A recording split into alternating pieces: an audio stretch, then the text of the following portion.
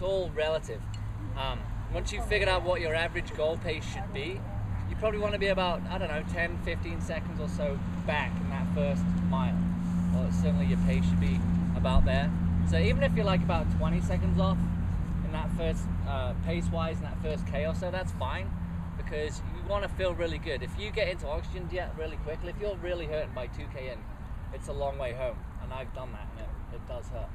So you've got to be fairly conservative, and you'll catch up some time if you're a little bit back.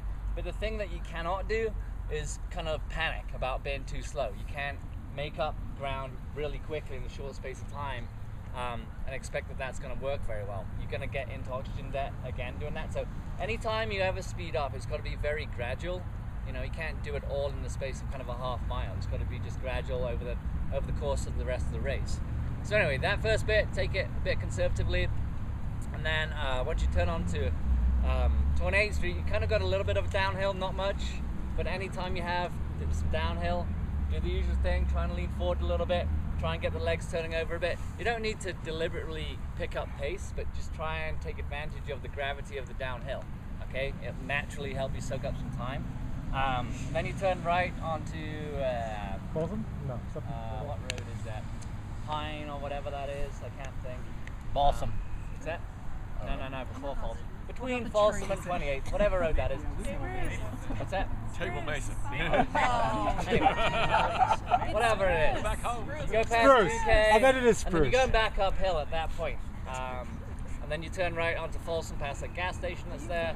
And then you're basically going all the way uphill again from kind of about 2K to just past 4K. So you've got another good couple of K of uphill. So again, you can't push the pace too early in the boulder. You're just going to suffer too early, and your overall goal time will start to slip eventually. So yeah, you've got all those uphills from 2K up Folsom, and then you eventually take a left on, I think it's Glenwood. You go through those kind of nice neighborhoods, it's kind of chicaney through there, kind of windy, twisty. But those hills are deceptive. I ran it the other day, and just sort of normal run feels fine. But then when you're in the middle of a race past 3K and you're already hurting a little bit, those hills really sting you. So you've got to keep, to a fairly moderate pace. You can't be cranking it yet. Then you come through those neighborhoods, and then you spit out eventually onto, you go past 4K, past the school, then you spit out onto 19th Street. And there's that piece where you can kind of soak up a bit of time. It's kind of a nice cruisy downhill.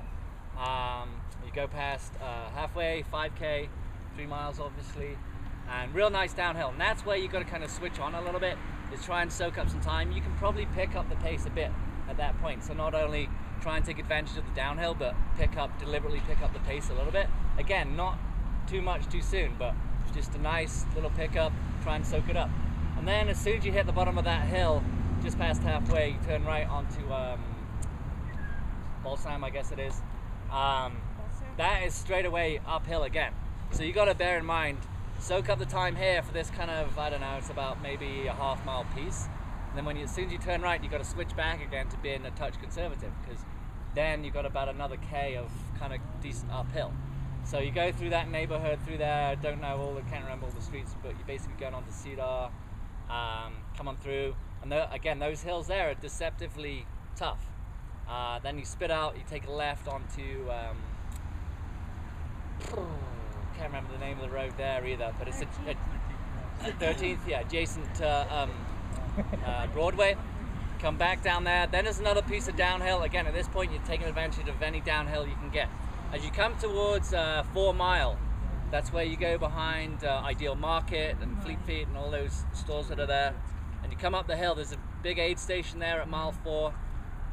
This is kind of a big cue for you guys, that's the last real hill besides the last hill. The last hill of the main part of the course. So be careful on that, because you can very easily overdo it and be really suffering the last couple of miles. But that is your cue to kind of switch on. So as soon as you get to the top of the hill, you've got about a mile, I think it's almost a mile and a half, a pretty decent downhill. So that's next section there, that's where you've kind of got to really start racing. All right, what I usually say to myself is, time goes out the window. I'm not really thinking about time or pace anymore. I'm just looking at the people around me and I'm trying to compete with them.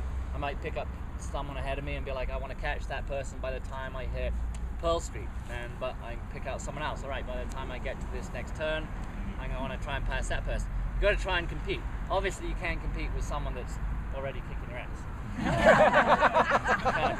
You can, it's just not really a good strategy. Not a good strategy. Yeah. I've tried that too, it doesn't work. But yeah, someone who's within relative range of you, try and compete with them a little bit, try and switch on to that. Because from then on, you're kind of working your way home. Then you come down Pearl Street, you take a right onto whatever road that is. 20th is 20th. You're looking at the course. I don't have my course map to hand. I should have it. And then you turn left onto Walnut. That's it. Right. So that is 8K and 5 miles right on when you turn left onto Walnut there. So basically you got a mile left. So again, at that point you should have kind of cruised that downhilly bit. And that last mile, you're just going to have to that's where the mental strength kind of comes in. You just hang on, think about all those things, all the work that you've done to get here, all the hills, all the tempos, all the long runs, all that stuff that you've done is going to come into play right there.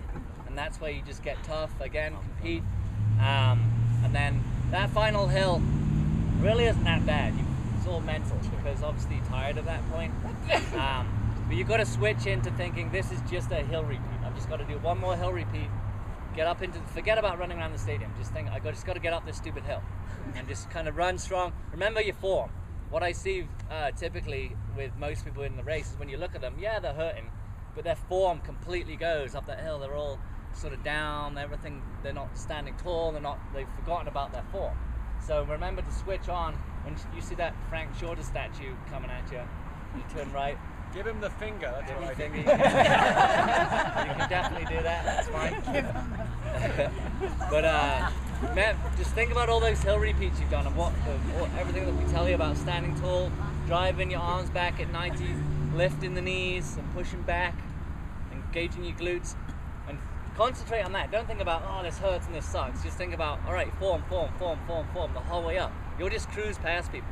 Don't think about it hurting. And then that last bit when you come into the stadium, just compete. Just try and, again, just run as hard as you can. Just pick out someone. I'm going to beat this person. Remember, for most of you, it's pretty crowded when you get onto the floor of the stadium. So you're going to be trying to make a beeline, running as fast as you can, but so is everyone else. Okay, so knock them out of the way. Yeah, you might have to. Don't get too aggressive, but just work your way around people.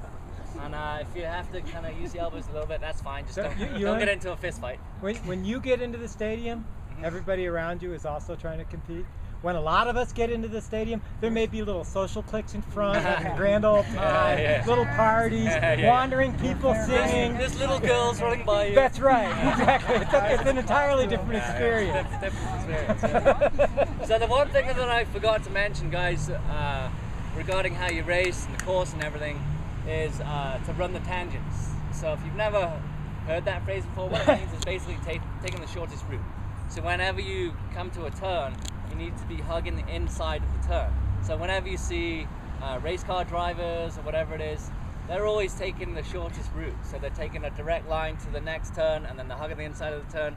It's always straight line. So you're straight line. Obviously, again, Boulder's a very crowded race. So you might not always be able to get to the very, very inside, but try your best. But if it makes it worse to get to the inside, trying to weave around people, don't waste time and energy trying to do that. Just be sensible. But I see a lot of you guys when you're out on your runs, my natural inclination, I just can't help it, is to be on the inside. I always find myself on the inside of you guys, and then I'm telling you guys, get on the inside. That's the shortest distance. Even when we're running on the track, you're like, well, sometimes we ask you to run in like lane 5, but sometimes you don't have to, but you're still running in lane 5, and you go a lot of extra distance. So with this tangent idea, you can add on a lot of seconds if you don't run the shortest distance. You might run maybe even a minute slower because of that. That could be the difference, big difference between making your time and not. So yeah, do yourself a favor, run the shortest route. Don't be silly. And have fun. And have fun, yeah. Have fun. Yeah. What's your strategy or advice about bringing water or drinking water on the way? Well, I mean, our advice is always, especially in a race like Boulder, there's plenty of aid stations. 10K is not that far. You don't really need to drink unless you're going to be out there for much more than an hour. The only other time is if it's hot and humid. it's hot and humid, you want to drink a little bit more. So you might want to stop at maybe the second aid station, or don't stop, but grab some stuff at the second aid station.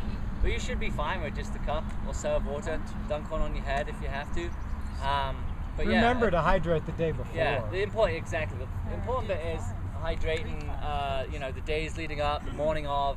Make sure you're nice and hydrated. If you drink you should coffee be peeing and an stuff annoyingly like that, frequent basis. hydrate a little bit more, because all that stuff, coffee, alcohol, is diuretic, so you need to kind of compensate for that. But yeah, if it gets hot, take a drink. If you feel better because of it, if you normally do that, maybe take a drink. But don't become obsessed with it. And if you're used to carrying your fuel belt and stuff, I think it's a waste of time to carry it, because it's wearing you down. It's going to slow you down, in my opinion. But on the flip side of that, that might be like a security blanket for a lot of you. So if you feel like that and you're used to wearing it and you feel better and you actually run better wearing it, then wear it. Whatever you normally do is kind of the general rule. JP, what is your strategy for keeping pace when you attempt to slip and slide in the middle of the game? I say accelerate into it, Okay. and just launch using full glute force. How do you keep the beer? How do you keep the beer? Yeah. Vodka, beer, or both? Yeah. Remember what street the guy's holding the bacon? Yeah, I was going to ask about the bacon. The bacon's important. I might do that this year. Yeah. Slip and slide? Slip and slide is actually a friend of ours who used to run in the club. That is right at Cedar, coming up to Cedar in 13th. Just before then, that's when the slip and slide I is. think you might have the accent on the wrong syllable. Did that work? No, you guys have the wrong syllable.